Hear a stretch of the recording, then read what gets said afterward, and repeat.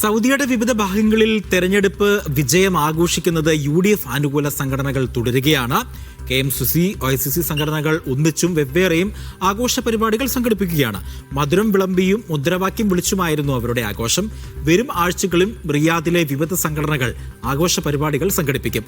റിയാദിൽ നിന്നും മിഷാൽ ചെറുപ്പുളശ്ശേരി തയ്യാറാക്കിയ റിപ്പോർട്ട് കാണാം ഇനി.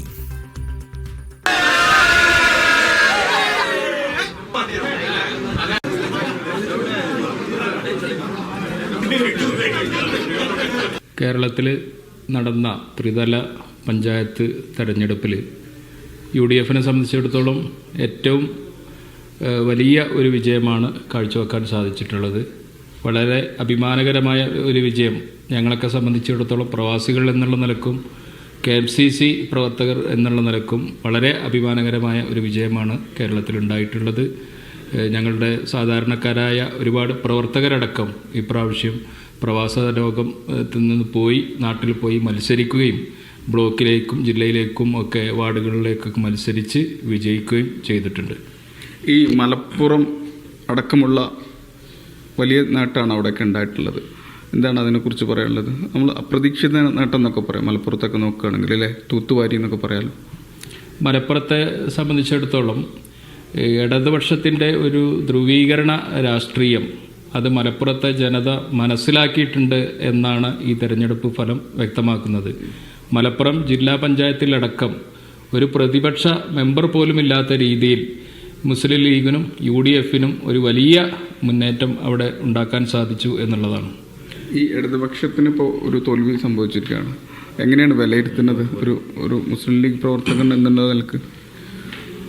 കേരളത്തിൽ CPM സ്വീകരിച്ചിട്ടുള്ള ഒരു രാഷ്ട്രീയ നയം യഥാർത്ഥത്തിൽ ഭൂരിപക്ഷ സമൂഹത്തെ പ്രീണിപ്പിക്കുകയും അതുവഴി രാഷ്ട്രീയ നേട്ടം നേടാമെന്നുള്ളൊരു കാഴ്ചപ്പാടായിരുന്നു CPM സ്വീകരിച്ചത്. കഴിഞ്ഞ ലോക്സഭാ തെരഞ്ഞെടുപ്പിൽ സത്യത്തിൽ ഒരു ന്യൂനപക്ഷ പ്രീണനമായിരുന്നു നടത്തിയത്. പക്ഷേ ആ ഫലം തങ്ങൾക്ക് അനുകൂലമല്ല എന്ന് കണ്ടപ്പോൾ നിലപാട് മാറ്റുകയും പിന്നീട് ഒരു ഭൂരിപക്ഷ പ്രീണനം നടത്താനുള്ള ശ്രമം നടത്തി CPM.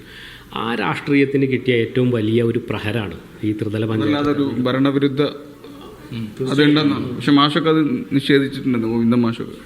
ഗോവിന്ദ മാഷ് നിശ്ചയിച്ചാലും ജനങ്ങൾ ഇടതുവശത്തെ തിരിച്ചറിഞ്ഞു എന്നുള്ളതാണ് നമുക്ക് ആധികാരികമായിട്ട് പറയാനുള്ളത്. കാരണം ഭരണവിരുദ്ധ വികാരം തന്നെയാണ് കേരളത്തിലുടനീളം, പ്രത്യേകിച്ച് മലപ്പുറം ജില്ലയിൽ അടക്കമുള്ള സ്ഥലങ്ങളിൽ നമുക്ക് വെള്ളാപ്പള്ളി നടേശനുമായിട്ട് ബന്ധപ്പെട്ട വിഷയങ്ങളൊക്കെ ബാധിച്ചിട്ടുണ്ടെന്നാണ്. തീർച്ചയായിട്ടും ബാധിച്ചിട്ടുണ്ട്, അല്ലേ? വെള്ളാപ്പള്ളി നടേശന് പിന്നെ മലപ്പുറത്ത് വന്ന് നടത്തിയിട്ടുള്ള പരാമർശങ്ങൾ എല്ലാവർക്കും അറിയാം.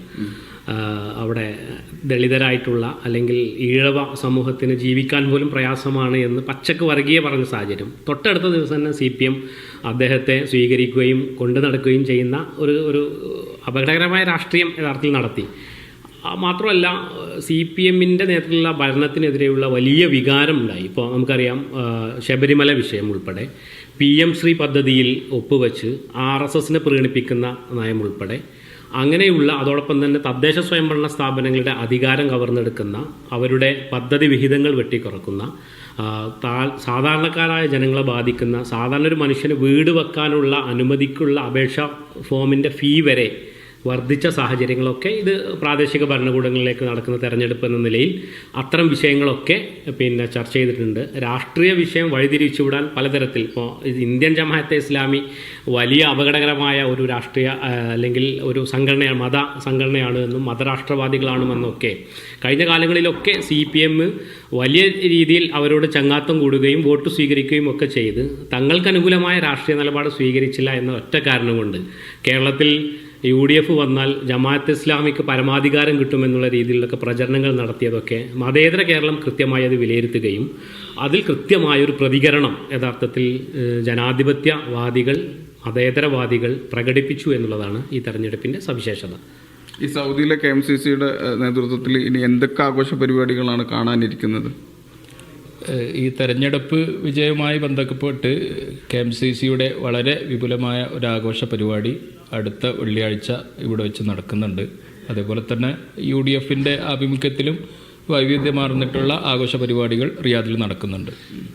അപ്പോൾ എന്തായാലും വരും ദിവസങ്ങളിലും റിയാദിലുടനീളം വിവിധ സംഘടനകളുടെ ആഘോഷ പരിപാടികൾ തുടരും. റിയാദിൽ നിന്നും വിശാൽ ചെർപ്പുളശ്ശേരി, മീഡിയ 1.